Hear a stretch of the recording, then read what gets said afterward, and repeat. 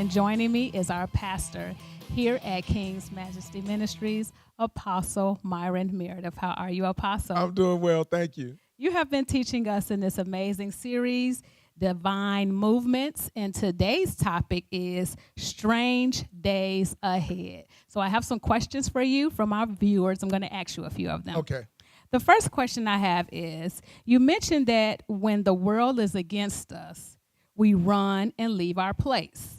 What gets our attention so fast that we go and leave our place? I think we talked about in Ecclesiastes chapter 10, talks about when that spirit of the ruler rises against you, don't leave your place. A lot of times the fear of persecution will make you leave your place.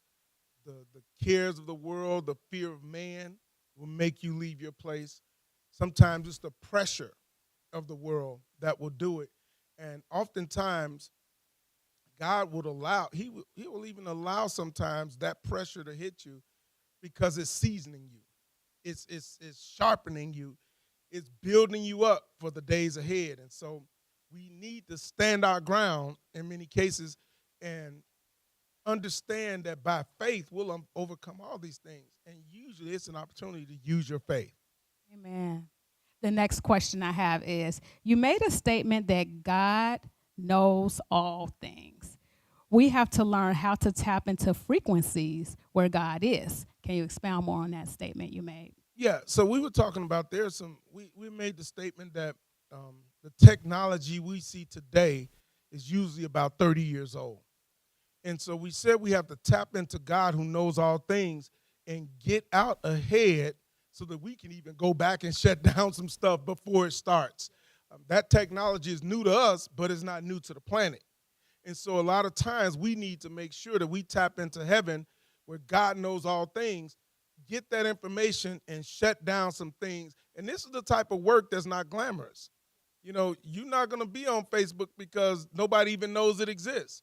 But in your prayer closets, you're dealing with these things, stuff that heaven will show you. You're tapping into that stuff and you're shutting things down in the spirit before they even manifest themselves in the natural. And it's not glamorous.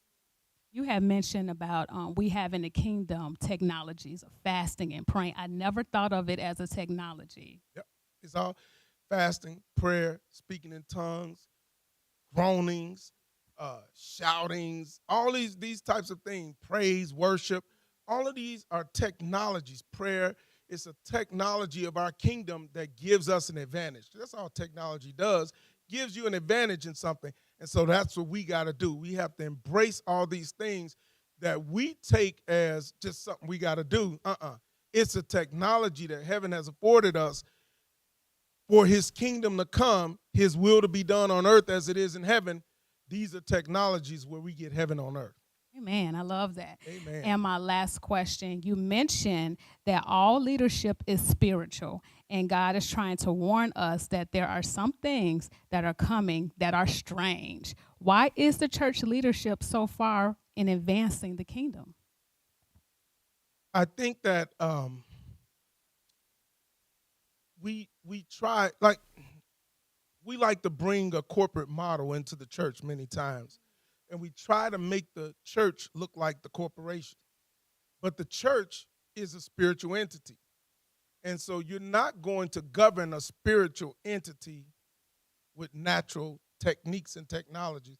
I understand there's some things that may be able to translate, but for the most part, this is a spiritual entity that's meant to govern spiritual kingdoms.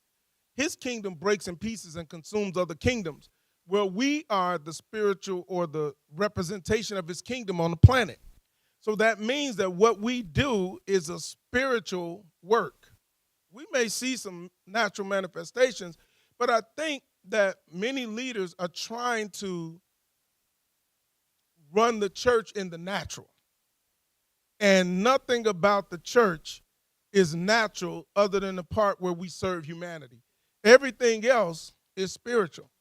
And so we got to understand that using the things of heaven is going to require that we tap into that realm of the spirit. And so that means you're going to have to be praying in tongues more.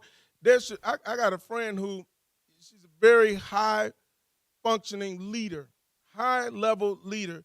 And she talks about before her meeting, she's saved. She says she'll go into the bathroom, she'll spend a few minutes praying in tongues, and then go back in that meeting, and she's just ruling in those realms. And that type of technology we have to embrace, because that's just the way the kingdom is run. It's not run like the world. As much as we want our churches to look like corporations, and I understand there's a business aspect, but the reality is that this entity is spiritual, fully spiritual. And we have to be able to tap into the spirit realm to run it